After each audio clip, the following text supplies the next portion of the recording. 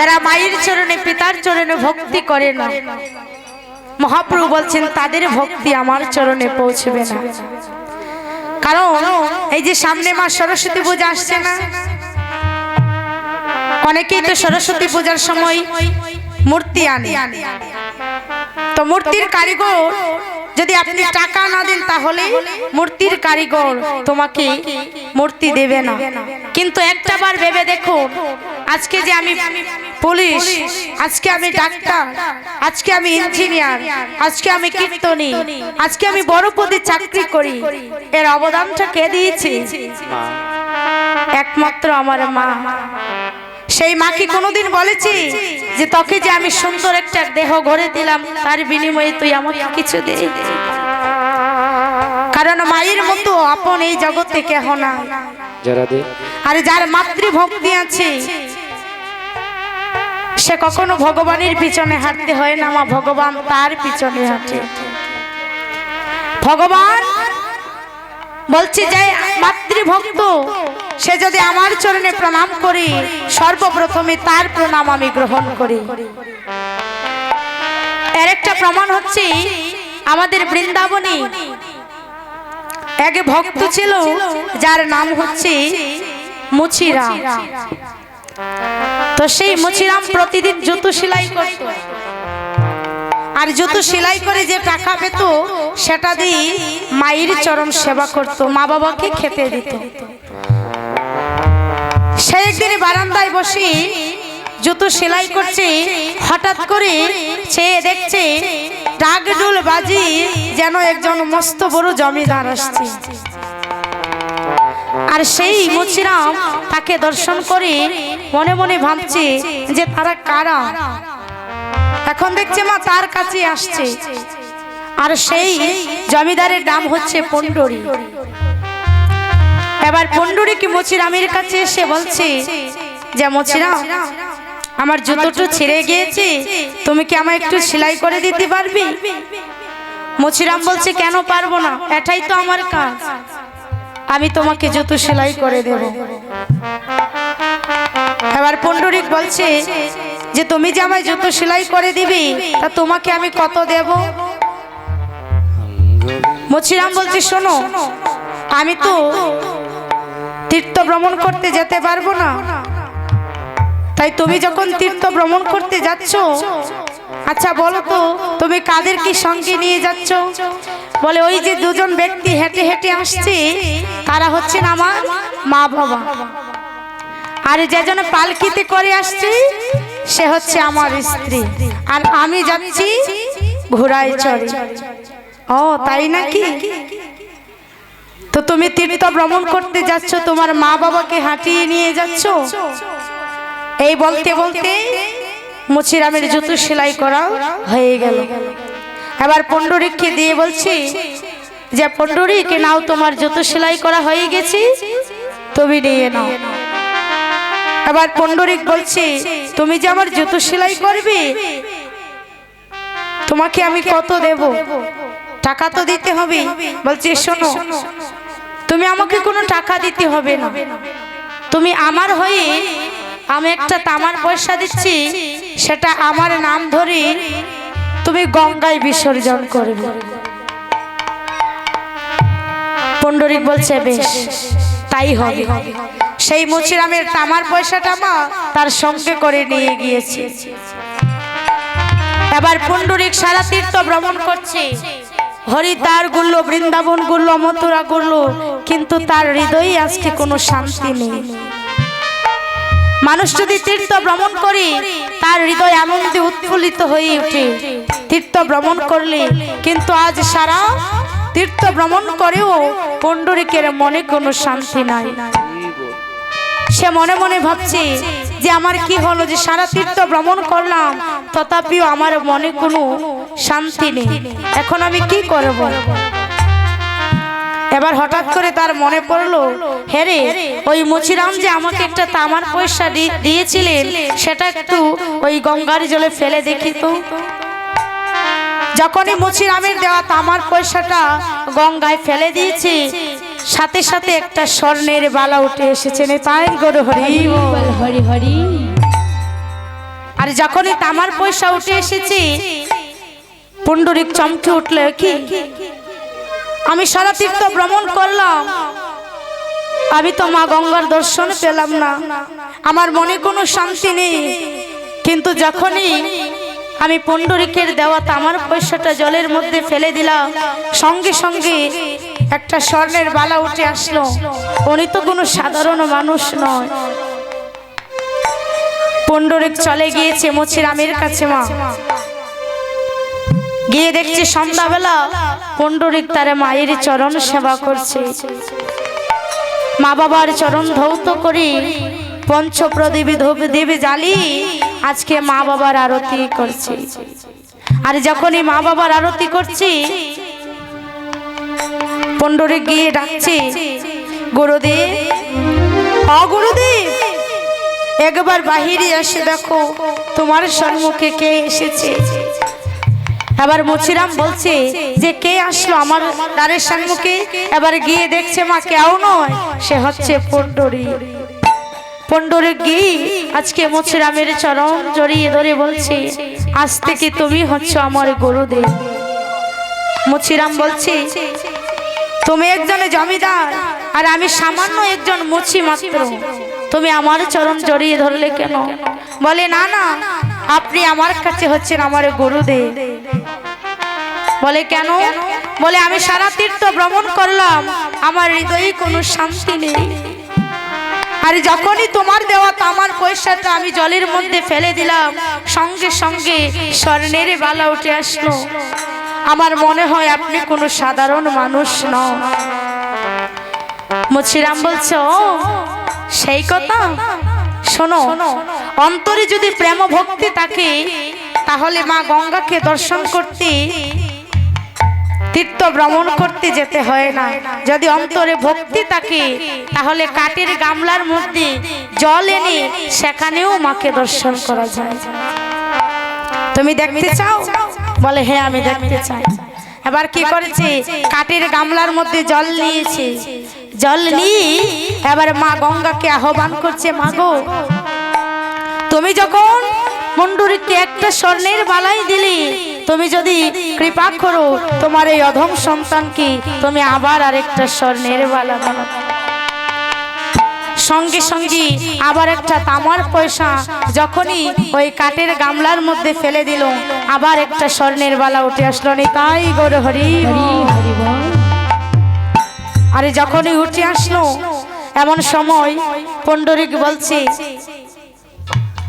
যে গুরুদেব, এর কারণ কি? আমি কি এমন অপরাধ করলাম যে আমি সারা তীর্থ ভ্রমণ করি, আমার মনে কোনো শান্তি নেই, কিন্তু আপনি যখনই মা গঙ্গাকে আহ্বান করলেন সঙ্গে সঙ্গে স্বর্ণের বালা উঠে আসলো।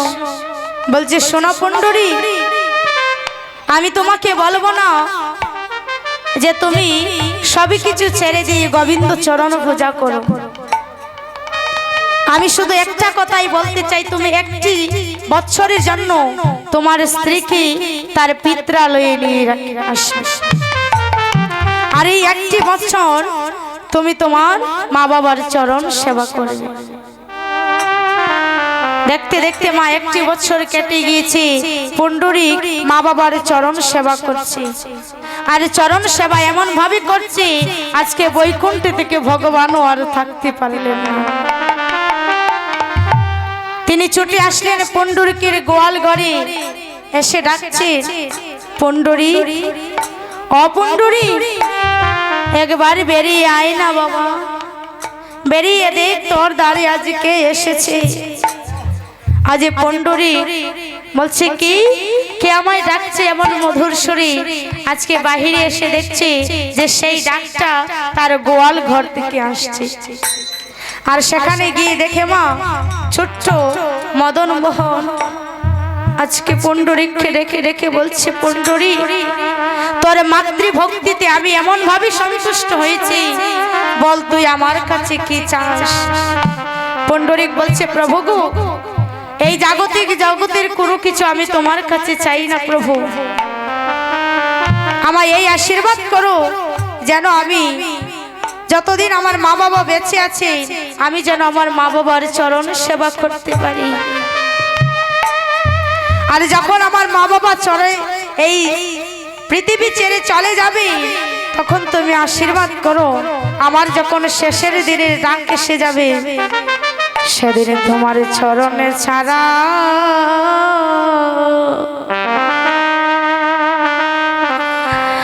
আমায় করো না গো, তোমার চরণে ছাড়া আমায় করো না, করো না। সেদিন তোমার চরণে ছাড়া আমায় করো না গো, সেদিন চরণে ছাড়া আমায় করো না গো। শুধু জন্মে প্রতি জন্মে জন্মে তোমার চরণে ছাড়া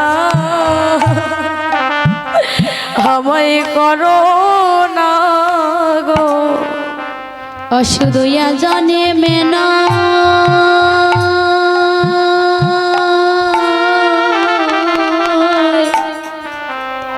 প্রতি জন্মে জন্মে তোমার চরণে ছাড়া আমায় করো না গো। তোমার চরণে বড় বড় ভালোবাসি, তোমার চরণে ছাড়া আমায় করো না গো। ও তোমার চরণে বড় বড় ভালোবাসি, তোমার চরণে ছাড়া আমায় করো না। শুধু জন্মে নয় প্রতি জন্মে জন্মে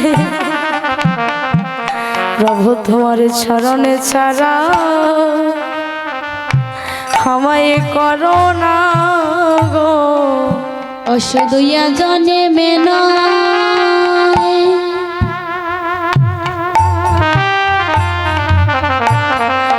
প্রতি জন্মে জন্মে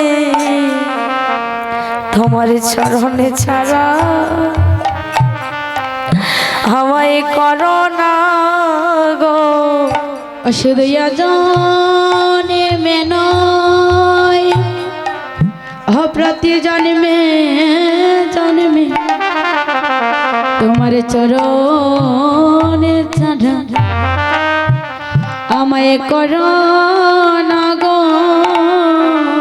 প্রভু তোমার চরণে বড়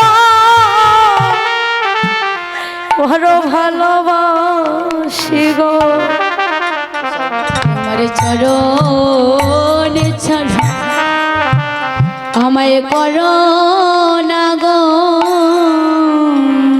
শুধু জন্মে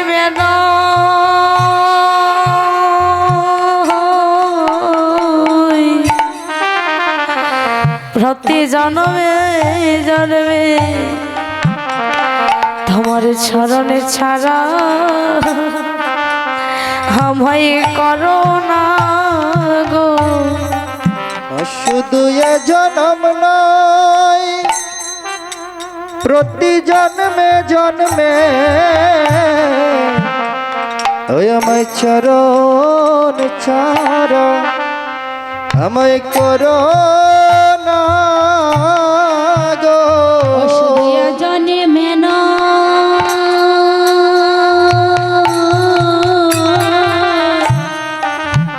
প্রতি জন্মে জন্মে তোমার চরণে ছাড়া আমায় করো না গো তোমার চরণে বড়, তোমার চরণে বড় বড় ভালোবাসি গো, তোমার চরণে ছাড়া আমায় করো না গো। ও তোমার চরণ বড় ভালোবাসি গো, আমায় চরণ ছাড়া করো না গো। প্রভু, এ জনমের পরে যদি কোনো জনম হয়, তোমার চরণ ছাড়া আমায় করো না। শুধু আজকে সেটা পুণ্ডরিকের চাওয়া নয়, এখানে যারা যারা উপস্থিত আছে সকল ভক্তের চাওয়া প্রভু, এ জনমের পরে আবার জানি না মানব জন্ম হবে কিনা। যদি আবার তোমার আমাকে এই মানব দেহ দান করো, যেন জন্মে জন্মে আমি তোমাদের মতো ভক্ত সঙ্গ করতে পারি রে, তাই করে হরি বল হরি। কারণ এই জগতে আপন বলতে একমাত্র গোবিন্দ ছাড়া কেহ নাই। আজকে যে এই লীলা আমরা আস্বাদন করছি উত্তর গুষ্ঠ লীলা, এই লীলার নাম উত্তর গুষ্ঠ। বড় ভালোবাসি দক্ষিণের বন্ধুরে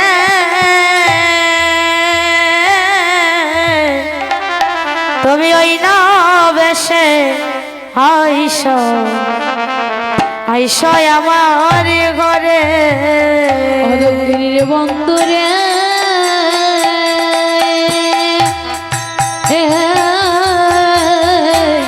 তোমরা ওই নাবে আইসো আইসো আমার ঘরে। ও তুমি ওই না বেশে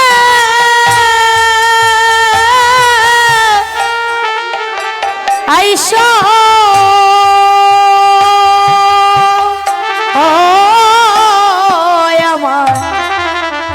আমারে ঘরে রে, দক্ষিণের বন্ধু তুমি ওই না বেশে আইসো আইসো আমার ঘরে। ও তুমি ওই না বেশে আইসো ও আমার ঘরে রে। ও বন্ধু তুমি ওই না বেশে আইসো আইসো আমার ঘরে। রাধারানী বলছেন, গোবিন্দ তোমার ওই বেশটা আমার বড় ভালো লাগে। কেন জানো? তোমার দোলাই দূষরিত চরণ আজকে আমি নয়নেরই জলে ধৌত করব। তুমি ক্লান্ত হইয়াছো, তোমাকে আজকে আমি সেবা দেব। বন্ধুরে রবি যখন ওই সে পাটে ওই যাই নো যাও মোনারে ঘাটে, তুহা লাগি চাহি চারি পানে। ও বন্ধুরে সবাই করতালি করে হরি বল।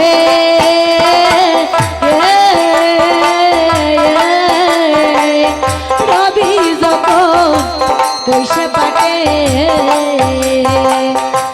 মুই যাই যমুনার ঘাটে, তোহা লাগি চাহি চারি পানে প্রাণে বন্ধু আরে। ও বন্ধুরে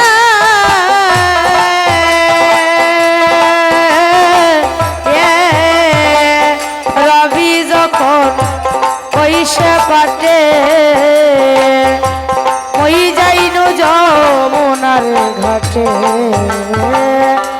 তোহা লাগি সেই সারি পানে। বন্ধুরে বন্ধুরে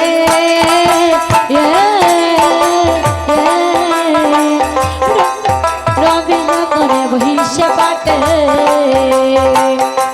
মুই যাই মুনার ঘাটে, তোহা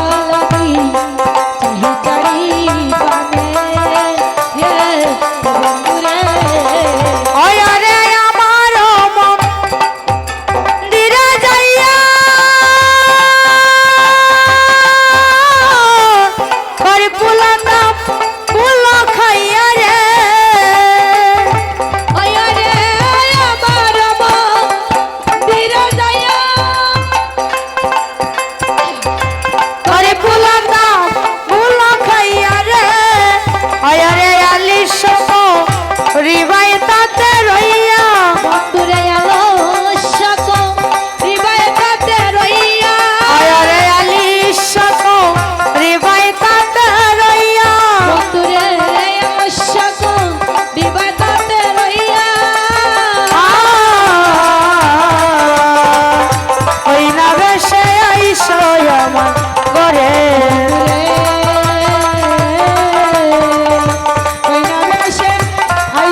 আমার ঘরে বন্ধুরে আমার হৃদয় মন্দিরে বিচিত্র পালঙ্ক আছে আশেপাশে রসের বালি বন্ধুরে আমার দহে মন্দিরে বিচিত্র রঙ্ক আছে আশেপাশে রসের বাড়ি বন্ধুরে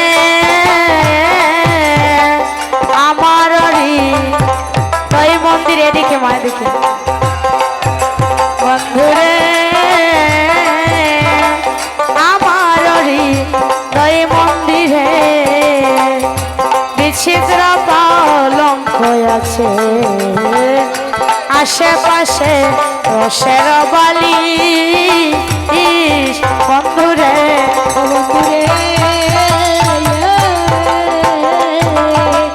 আমার দয়ে মন্দিরে বিচিত্র পালঙ্ক আছে আশেপাশে রসের বালি বন্ধুরে বন্ধুরে আমার হৃদয়ে মন্দিরে হাইরে বিচিত্র পালঙ্ক আছে আশেপাশে রসের বাড়ি বন্ধুরে আরে তাহাতে ইবাই তুমি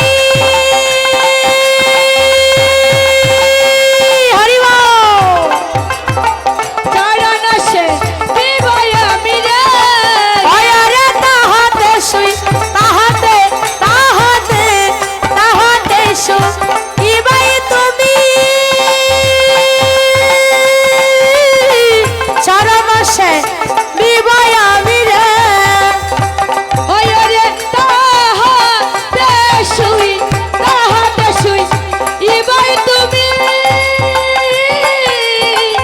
চরণ সে বিবয় আমি রে আয়ারে ধরে যাবে অবন্ধু ধরে যাবে বনের আলিশ দূরে দূরে যাবে বনের আয়ারে ধরে যাবে বনের আলিশ দূরে দূরে যাবে বনের ওই নামে সেই সহ আমার ঘরে দূরে ওই নামে সেই আমার ঘরে বন্ধুরে ও আরে ও সোনা বন্ধুরে বন্ধুরে ও বন্ধুরে ও বন্ধুরে ব্রজের খালো যত সবে চলে হতো আজি তুমি সবার পাছে কেন বন্ধুরে বন্ধুরে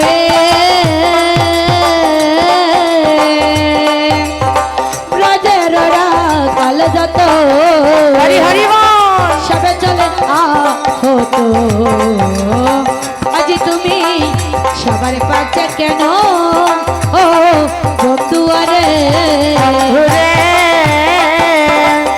ব্রজের খালো যত সবে চলে হতো আজ তুমি সবার পাছে কেন ও বন্ধুরে বন্ধুরে ব্রজের কাল যত সবে চলে আজ তুমি সবার কাছে কেন ও বন্ধুরে ওই রে চঞ্চল দাও বলির সনে